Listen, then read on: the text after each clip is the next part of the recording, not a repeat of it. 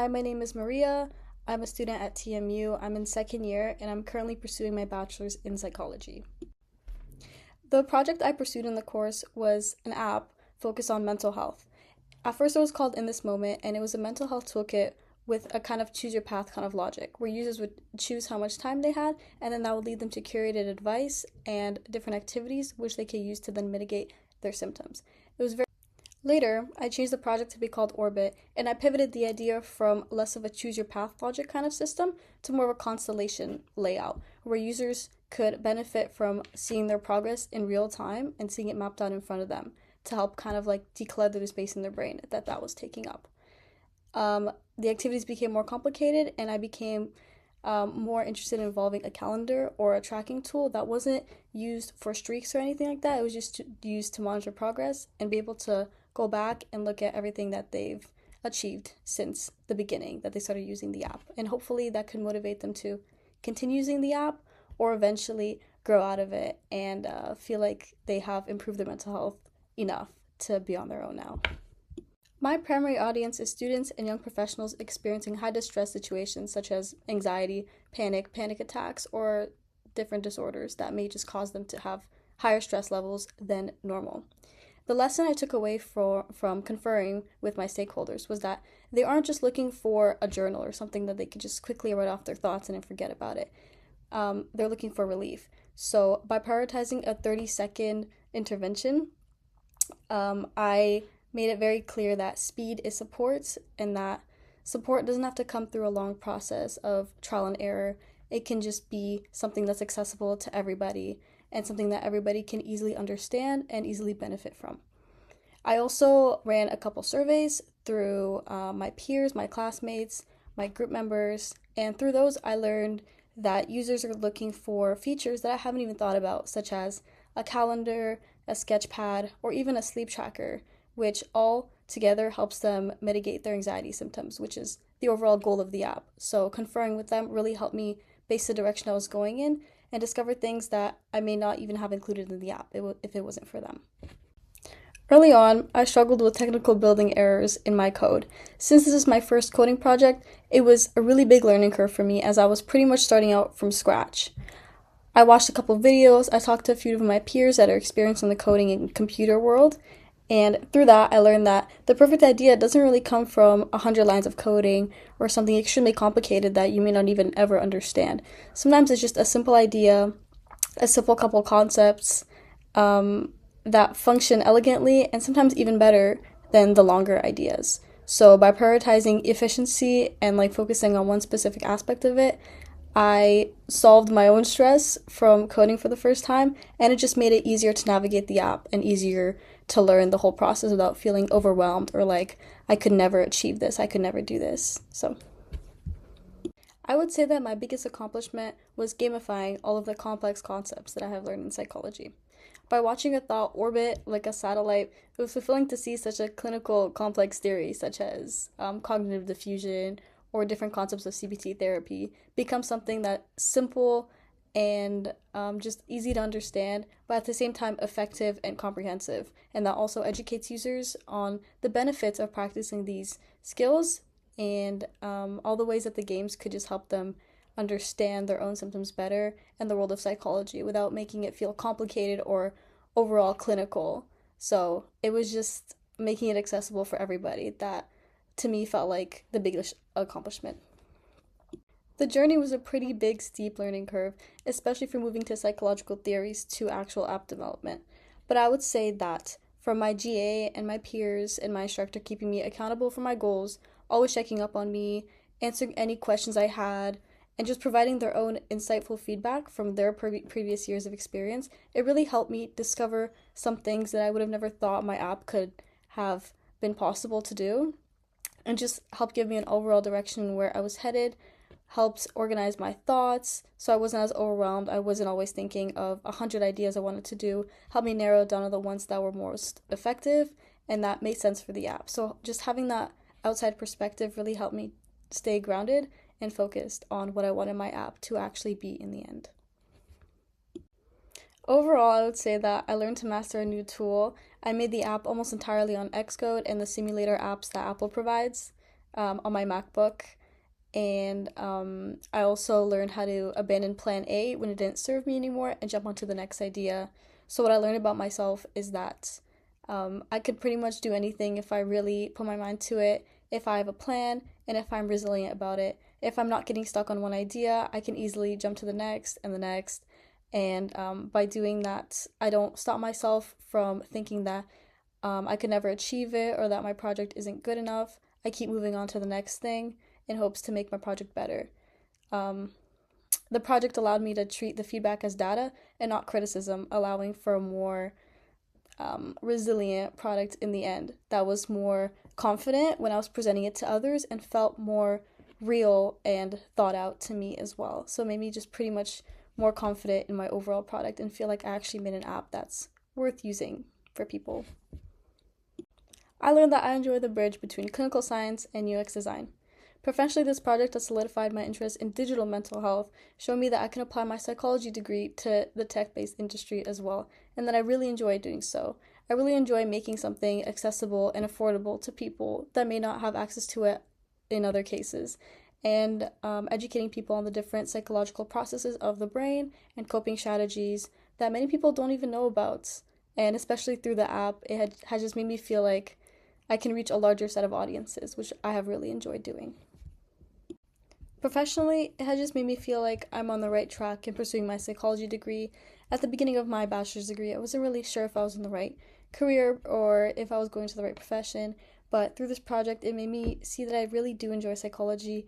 I do enjoy bringing awareness to people and educating them on the different ways that they can cope with their stress and mental health challenges, because I believe that everyone deserves a stress-free as much as possible life, and they deserve to be educated on these very important terms and advice that a lot of people don't know about because they just don't have the knowledge or the opportunity to learn about it. And if I can bring that to people, then that'd make me really happy. And if I could do that with my psychology degree, then I would love to continue my degree and hopefully go on to further education to really try to make a difference. In terms of the next steps for my app, I aim to refine the constellation logic and just make it a little bit more interesting to users. Right now it's still a little bit simple. It's just like a visual map, but eventually I want it to be more specific where users can actually click on the different stars and see their progress. They can unlock more constellations, maybe more galaxies, just to kind of grow the world a little bit more, make it feel like there's more to the app than just a simple tracking system or a simple visual system. I want it to be a little bit more complex and interesting than that. As well, I also want to expand the safety sign warnings in the notification library, especially for different terms that I'm using. I want to be very clear with this app that I'm not replacing any professional therapies or professional psychologists, psychotherapists. I'm simply just bringing awareness and education on the concepts that I'm learning in my own education and through my own research. I'm not trying to replace anyone or say that these are the specific correct things you have to use to feel better. So it's important to me that there are safety signs, warning signs, so users don't get confused or get any misinformation from me because I'm not a licensed professional yet. And maybe even further, I aim to publish this app to the App Store and begin presenting it to people, hopefully getting some different ideas, some users that might be interested in it. I think I will take this on as a summer project and see where it goes from there. Maybe it can get to an even bigger level than I think, but that's for me in my next steps on the app. If I had to retake the course, I think that I would probably manage my time a little bit better. I think that even though it seems like you have a lot of time to complete your project by the end of the course, the time really does creep up on you, and it's important that you have a schedule for when you're going to complete these tasks and when. I had a schedule as well, and I tried to stick to it as much as possible. Things would get in the way. I would skip a day or two, and then it would just lead to an overwhelming panic in the end. And upon reflection, I realized that maybe I was expecting too much of myself with that, and that was leading to burnout and confusion in myself. So maybe just pacing myself a little bit better, making sure that I'm working consistently and incrementally rather than just like overwhelming myself with a lot of work, a big block of hours, because I don't think that made me more productive.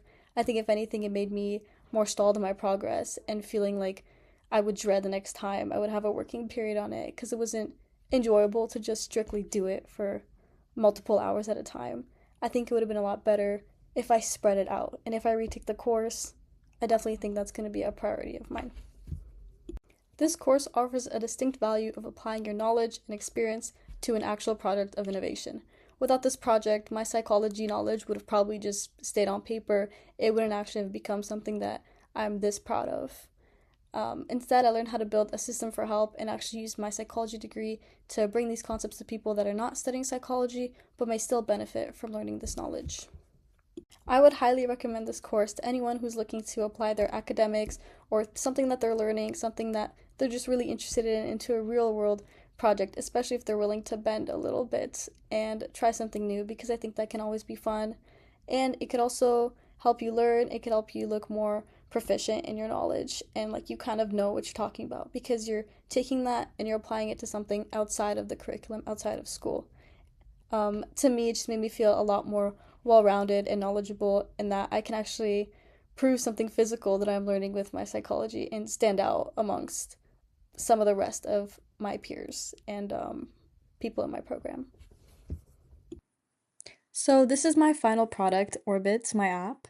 As you can see, I've already installed on my phone. This is the opening screen. Then you can just go ahead and log in. Since I already have an account, I'm just gonna put in my password and then it's gonna put in all my information for me. And as you sign into the account, you open up to this front page. There is the how much time you have, the quick check-in, mindful orbit, deep space reflection. Let's just go ahead and we will try with the quick check-in, 30 seconds. You would select how you're feeling. There's a bunch of options to choose from. It's based on words and emojis to make it a little bit less complicated and easy to understand. You would go ahead and log that as a moment. Or if you would like to go in a little bit more deeper into your emotions and how you're feeling, you would choose need help.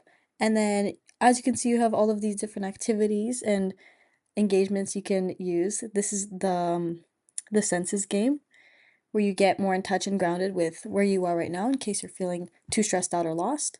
Next, we have the calm breathing. This is just to regulate your breathing, calm your nervous system. It has many different benefits and it is rooted in research. Every time, every different time that it's being held or being inhaled and exhaled, it is based on research. Next, we have the untangle thoughts. This is just to help you map out how you're feeling and get a little bit more perspective on it, just so it's not all sitting in your head. There's a bunch of different prompts you can choose from.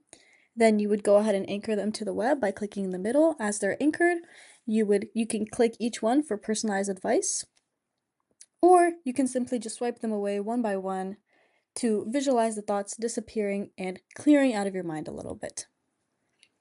We also have the make sense game, where it is also about gaining perspective, but it is more about downscaling the issue that you're currently facing. So there are two different options if it's out of your control or in your control.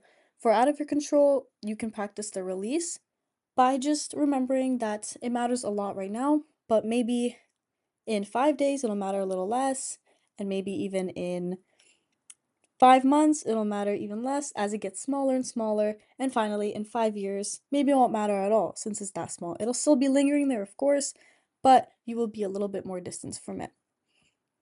Finally, the final game is the sketch stress. Sometimes it can be hard to communicate your emotions in words. So this is just a really helpful tool to help you visualize how you're feeling, since I know that a lot of people may really benefit from this different kind of accommodation.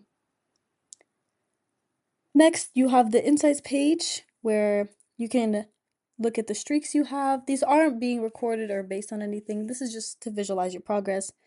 These are all of your moments that you have captured in your primary state, the state that you're most likely to be in. You can see all of your past reflections day by day in the year in focus. We're in 2026 right now. You can individually click every day that you've logged. And this is the settings section where you can see all of your history, your past echoes with timestamps, different dates, different activities you've completed. There's also an option to export this data to therapists. Since I'm not a licensed therapist, this app is just used as a tool that even therapists can benefit from. We have reminders, there's a privacy lock for Face ID, a crisis lifeline, and many different features that overall help.